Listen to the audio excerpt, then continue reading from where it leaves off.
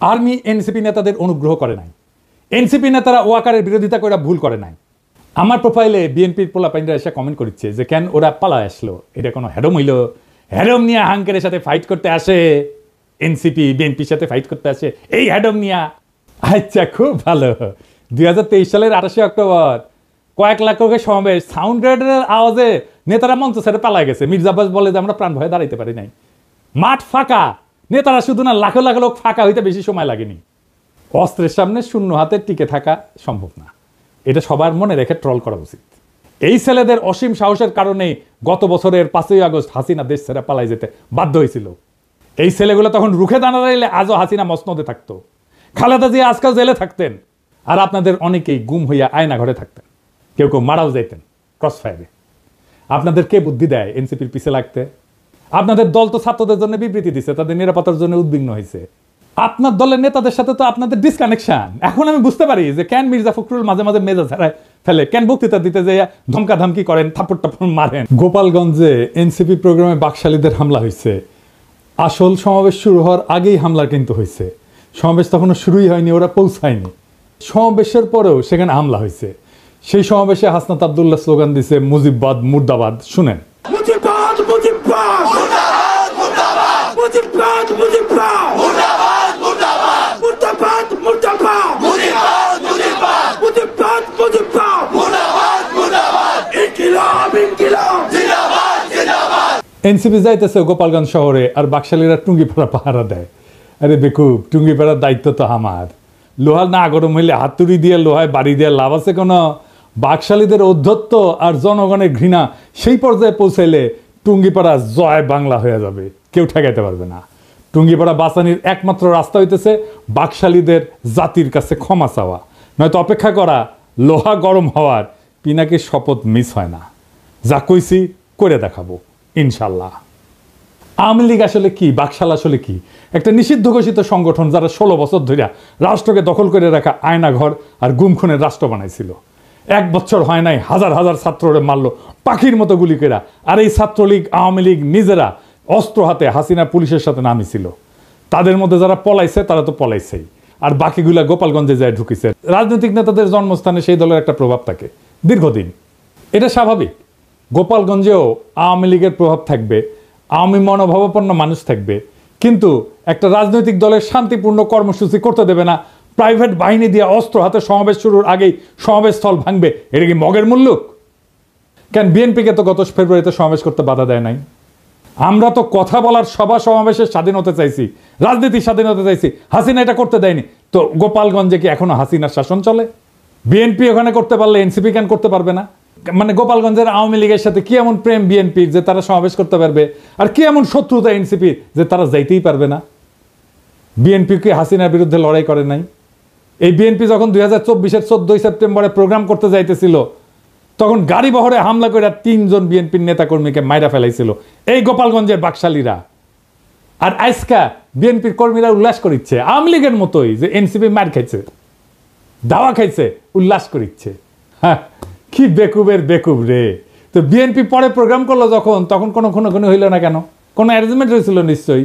তো যখন পরে বিএনপি প্রোগ্রাম করতে গেল, তখন কেন আওয়ামী লীগ ট্রিগার্ড হইল না? কেন ডাক্তার জাহিদ ট্রিগার্ড হইল না? কেন কচু খেতে ট্রিগার্ড হইল না? কেন আগে থেকে আওয়ামী লীগেরা চ্যালেঞ্জ ছুড়ে দিতে থাকলো? প্রশ্নটা এখানেই। তার মানে বিএনপির সাথে গোপালগঞ্জ আওয়ামী লীগের এই মুহূর্তে কোনো কনফ্লিক্ট নাই, কনফ্লিক্ট আছে এনসিপির সাথে। তার মানে এনসিপি সেই শক্তি যা হাসিনাকে উৎখাত করছে, তারে ঠেকাইতে হবে। বিএনপির সাথে আর কোনো শত্রুতা নাই। তাই আওয়াজ তুলছে গোপালগঞ্জের ছাত্ররা ঢুকতে পারবে না, ঢুকলেও বাইরে হতে পারবে না। এইটা ছিল মিথ। এই মিথ চুরমার হয়ে গেছে। রাজনৈতিক দলের কর্মসূচিকে নিরাপত্তা দেওয়া পুলিশের কর্তব্য, আর্মির কর্তব্য। এনসিপি মারপিট করতে যায় নাই, সভা করতে গেছে, রাজনৈতিক সভা। এনসিপির হাতে অস্ত্র ছিল না, আমরা সবাই দেখছি। তারা খালি হাতে গেছে, পুলিশ আর্মি নিরাপত্তা দিচ্ছে, তাদের পেশাগত কাজ করছে। পুলিশ আর্মি এই কাজটা করছে রক্তপাতহীনভাবে, কোনো প্রাণ ঝরে নাই, যতক্ষণ পর্যন্ত এনসিপির নেতারা ছিল। এটাই বিজয়, হাসিনার জামানাকে অতিক্রম করে যাওয়ার বিজয়। এই বিজয় এলো বর্ষা বিপ্লবের নায়কদের হাত ধরে। গোপালগঞ্জে মুজিব বিরোধী সমাবেশ করতে যাওয়া যায়, নিরাপদে ফিরেও আসা যায়, কোনো প্রাণঘাতী সংঘাত ছাড়াই। তারা তাদের কর্মসূচি শেষ করে ফেরত আসছে।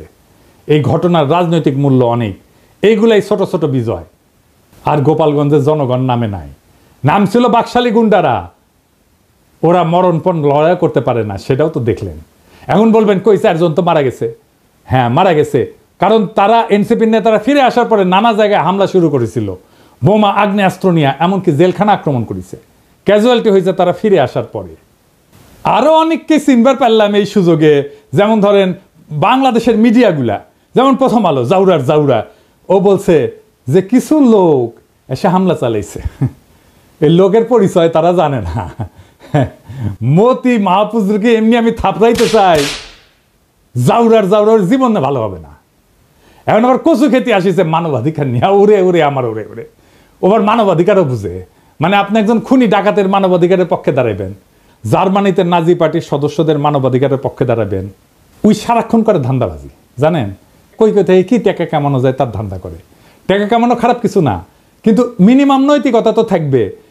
একটা এক্সাম্পল দিই, ওই যে মুস্তাক মারা গেল না, রিমান্ডে নিছিল, তার সাথে কিশোরকে ধরেছিল। কেন ধরেছিল জানেন? নাফিস শরাফতের একটা কার্টুন আঁকিছিল কিশোর, এই আইডিয়া সামির প্রকাশ করেছিল আই এম বাংলাদেশিতে, সামি ওইটার অ্যাডমিন, সে নিজেই কইছে যে দেখেন সেই পেজ সেই চালাইতো। সেই নাফিস শরাফত রেগে গিয়া এই কিশোর আর মুস্তাককে অ্যারেস্ট করে পিটায়। মুস্তাককে এতই পিটাইছিল যে সে প্যান্টে হাগে দিছিল। তারপর তো মুস্তাক মরে গেল। সেই নাফিস শরাফতের একটা কাজের জন্য এই সামি তদবির করছে মন্ত্রণালয়ে, কাজ দেয় না, এই জন্য মন্ত্রণালয়ের দায়িত্বপ্রাপ্ত বিশেষ সহকারী পিছে সে লাগিছে, তার নামে রিপোর্ট করাইছে। যে আমার কমরেডকে মাইরা ফেলাইলো তার জন্য তদবির। সি রে সামি সি, আমি এটা শুনে বাকরুদ্ধ। একটা মানুষের নৈতিক পজিশন এত সহজে বেঁচে দেওয়া যায়? মুস্তাকের জীবনের এতটুকু মূল্য নাই তার কাছে। আমি যে ওরে অপছন্দ করি এমনি না, ওর মধ্যে বিবেক মনুষ্যত্ব কিচ্ছু নাই। ওর সঙ্গে যখন কথা হইতো তখন আমি বলছিলাম যে আপনি মোটা আজিজের মারছেন না, সেটা আমাদের জন্য ভালো হয়েছে, কিন্তু আপনার একটা বস্ত বড় ক্ষতি হয়েছে। আপনার মধ্যে একসময় রিমোর্স আসবে, অনুতাপ আসবে, আজ না হোক কাল আসবে, কাল না হোক পরশু আসবে, নয়তো মরার আগে আসবে। আপনার মনে হবে একজন মানুষ আপনারে বিশ্বাস করেছিল, সে খারাপ মানুষ তাতে সন্দেহ নাই, কিন্তু বিশ্বাস করছিল আপনাকে, সেই বিশ্বাস ট্রাস্ট আপনি ভাঙছেন। ট্রাস্ট একটা খুব ইম্পর্টেন্ট জিনিস।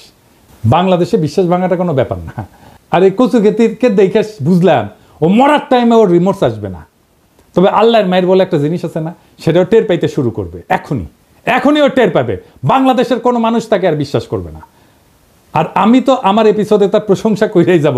মানুষ জানবে একজন অতিশয় ভালো মানুষ আছে দুনিয়ায়, সে ভালো কাজ করে, সে ভালো ছেলে, সন্ধ্যায় হাত মুখ ধুয়ে পড়তে বসে, আর দেখে কোটি কোটি ধান্দা করা যায়, কোটি কোটি চান্দা আদায় করা যায়, কারে দিয়ে চান্দা আদায় করে সেটাও জানি।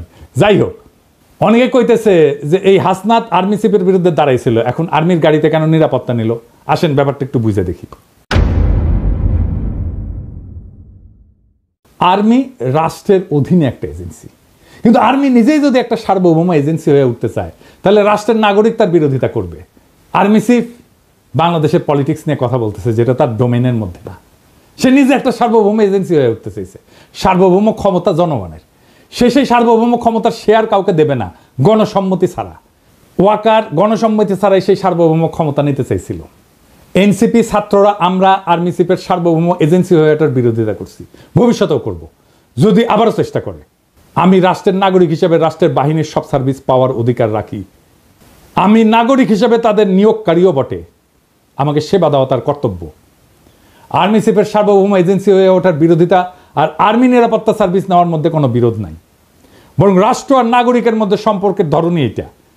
আর্মি এনসিপি নেতাদের অনুগ্রহ করে নাই, এনসিপি নেতারা ওয়াকারের বিরোধিতা করে ভুল করে নাই। আমার প্রোফাইলে বিএনপির পোলাপাইনরা এসে কমেন্ট করছে যে কেন ওরা পালায় আসলো, এটা কোনো হ্যাডম হইল? হ্যাডম নিয়ে হাঙ্কের সাথে ফাইট করতে আসে, এনসিপি বিএনপির সাথে ফাইট করতে আসে এই হ্যাডম নিয়া। আচ্ছা, খুব ভালো। 2023 সালের 28 অক্টোবর কয়েক লাখ লোকের সমাবেশ, সাউন্ড গ্রেডের আওয়াজে নেতারা মঞ্চ ছেড়ে পালায় গেছে। মির্জা আব্বাস বলে যে আমরা প্রাণ ভয়ে দাঁড়াইতে পারি নাই। মাঠ ফাঁকা, নেতারা শুধু না, লাখো লাখো লোক ফাঁকা হইতে বেশি সময় লাগেনি। অস্ত্রের সামনে শূন্য হাতে টিকে থাকা সম্ভব না, এটা সবার মনে রেখে ট্রল করা উচিত।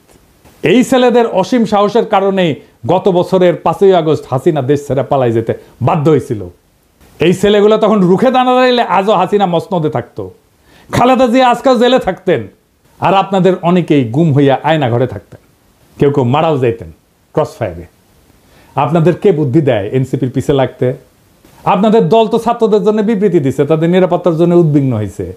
আপনার দলের নেতাদের সাথে তো আপনাদের ডিসকানেকশন। এখন আমি বুঝতে পারি যে কেন মির্জা ফখরুল মাঝে মাঝে মেজাজ হারায় ফেলে, কেন বক্তৃতা দিতে যে ধমকাধমকি করেন, থাপ্পড় টাপ্পড় মারেন। তাদের সাহসের প্রশংসা করতে না পারলে চুপ থাকেন। ওরা হুমকি সত্ত্বেও ওখানে যাওয়ার হিম্মত দেখাইছে।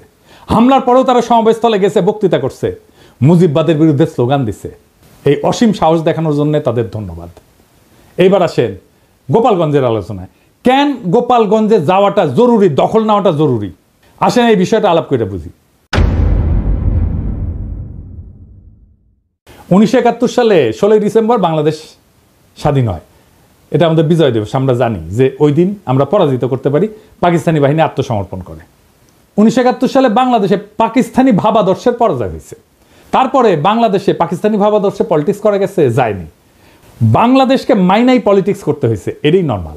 ওই সময় পাকিস্তানবাদী ছিল জামাত, এখনকার বাংলাদেশে পলিটিক্স করে, কিন্তু তারে বাংলাদেশ মাইনাই পলিটিক্স করতে হয় এবং পাকিস্তানি ভাবাদর্শকে ডিনাই কইরেই। তখন পাকিস্তানি ভাবাদর্শ পরাজিত হইলেও বেশ কিছুদিন কোন কোন এলাকা পাকিস্তানপন্থীদের আওতায় ছিল। ওই সমস্ত জায়গায় বাংলাদেশের সার্বভৌমত্ব প্রতিষ্ঠা করতে সময় লাগছে। যেমন ধরেন মিরপুর, 1972 সালের 30 জানুয়ারি পর্যন্ত মিরপুর দখলে ছিল পাকিস্তানপন্থীদের। ওইটা মুক্ত করতে গিয়ে জহির রায়হান মারা যান। নারিন্দা, নারায়ণগঞ্জ, শিয়া মসজিদ, মোহাম্মদপুর, খুলনা, পুরান ঢাকা, রূপসা, রাজশাহী, সিরাজগঞ্জ, বগুড়া, চিটাগাং পোর্ট, এইসব জায়গা 16 ডিসেম্বরে মুক্ত হয় নাই, পরে মুক্ত হয়েছে আস্তে আস্তে। ঠিক এইভাবে 2024 সালে বিপ্লবের পরেও বাংলাদেশে বাঙালি জাতীয়তাবাদ পরাজিত হয়েছে, আওয়ামী ভাবাদর্শ পরাজিত হয়েছে, মুজিববাদ পরাজিত হয়েছে। কেননা এইটা বাংলাদেশের সার্বভৌমত্ব মানত না, এইটা বাংলাদেশকে ইন্ডিয়ার পার্ট ভাবত। দেশের মানুষের বিক্ষোভের তোরে ইন্ডিয়ান আর্মিরে ডাকতেও তাদের আটকায় নাই। পাইকারি খুন করছে, দেশের জনগণের বিপক্ষে যুদ্ধ ঘোষণা করছে, তারা নিজেদের বাংলাদেশি মনে করা জনগণদের উপরে গুলি চালাইছে, সবাইকে বাঙালি হইতে বাধ্য করতে চাইছে। তাই ওইটা ফ্যাসিস্ট একটা রেজিম ছিল। তাই বাঙালি জাতীয়তাবাদ এবং মুজিববাদ, বাকশাল, আওয়ামী লীগ বাংলাদেশের পলিটিক্স করতে পারবে না, তারা বাংলাদেশি মানে না। কিন্তু 71-এর মিরপুরের মতোই 24-এও গোপালগঞ্জে এখনো বাঙালি জাতীয়তাবাদ, মুজিববাদ পরাজিত হয়নি। সেজন্য হাসনাত আব্দুল্লাহর গোপালগঞ্জে দাঁড়ায় মুজিববাদ মুর্দাবাদ, এটা খুবই প্রতীকী একটা কাজ হয়েছে।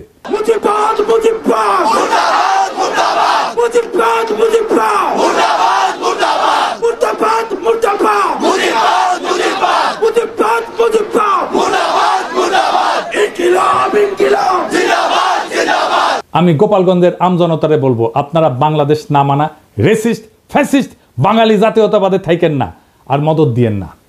সারেন্ডার করতে বাধ্য করেন অ্যান্টি বাংলাদেশ বাঙালি জাতীয়তাবাদী এবং মুজিববাদীদেরকে।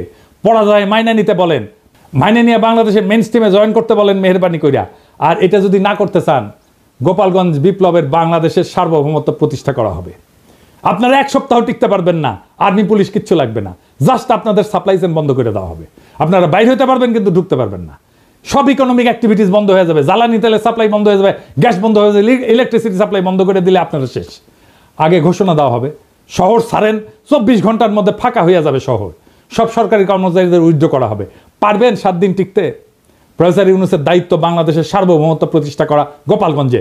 আবার 1 মাস পরে মার্চ টু গোপালগঞ্জ ঘোষণা করা হবে, যদি আপোষে সারেন্ডার না করে তাইলে।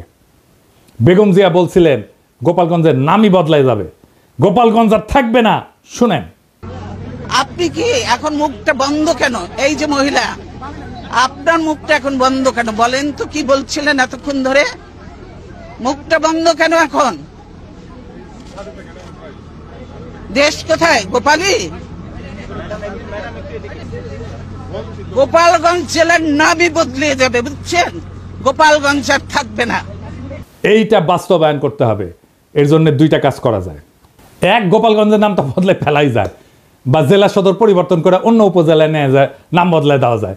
গোপালগঞ্জ বদলে কাশিয়ানি করা, কিন্তু মৌলিক কোনো পরিবর্তন করা হবে না। আর 2 নম্বর হচ্ছে গোপালগঞ্জের উপজেলাগুলোকে জিওগ্রাফিক্যাল লোকেশন, রোড কানেক্টিভিটি এবং হিস্টোরিক্যাল কালচারাল কানেকশনের ভিত্তিতে অন্যান্য জেলার সাথে রিডিস্ট্রিবিউট করে দেওয়া, গোপালগঞ্জ জেলায় বাদ দিয়ে দেওয়া।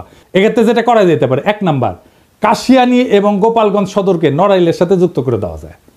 মাকসুদপুর উপজেলাকে মাদারীপুরের সাথে যুক্ত করে দেওয়া যায়। কোটালীপাড়াকে বরিশালের সাথে যুক্ত করে নতুন নামকরণ করে দেওয়া যায়। আর টুঙ্গিপাড়াকে বাগেরহাটের সাথে যুক্ত করে নতুন নামকরণ করা যায়।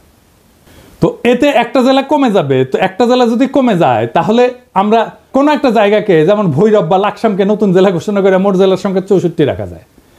এখন সময় আসছে একটা প্রতীকী কিন্তু বাস্তব সিদ্ধান্ত গ্রহণের। গোপালগঞ্জে বাংলাদেশের মানচিত্র থেকে কেবল এক প্রশাসনিক জেলা হিসাবে না, একটা দমন পীড়নের দুর্গ হিসাবে, বাকশাল মুজিববাদের দুর্গ হিসাবে চিহ্নিত করার ইতিহাস থেকে মুক্ত করতে হবে। টুঙ্গিপাড়া বা গোপালগঞ্জ কখনো একটা পরিবার বা মতাদর্শের ব্যক্তিগত দুর্গ হতে পারে না। এটা বাংলাদেশ নামের জাতির অংশ। এই জাতির মালিক জনগণ, কোনো পরিবার না।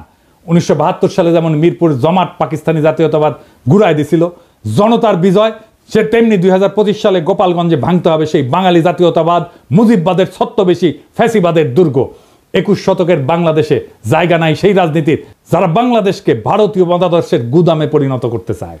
গোপালগঞ্জের প্রশাসনিক পুনর্বিন্যাস শুধু রাজনৈতিক প্রতিশোধ না, এটা ভবিষ্যতের জন্য বার্তা। আর কোনো জেলাকে পরিবর্তনের দুর্গ করা যাবে না। যে জেলা জনগণের বিরুদ্ধে চলে যায় তাকে আবার জনগণের ভিতরে ছড়াই দিতে হবে। এই দেশ কারো ব্যক্তিগত জমিদারি না। মুজিববাদ না, বাংলাদেশ জিন্দাবাদ। বাকশাল না, গণতন্ত্র জিন্দাবাদ। টুঙ্গিপাড়া না, সার্বভৌম বাংলাদেশ জিন্দাবাদ। আমরা চলছি, আমরা চলা শুরু করছি, আর থামবো না। এবার শুধু ঢাকাই না, আবার হবে মার্চ টু গোপালগঞ্জ।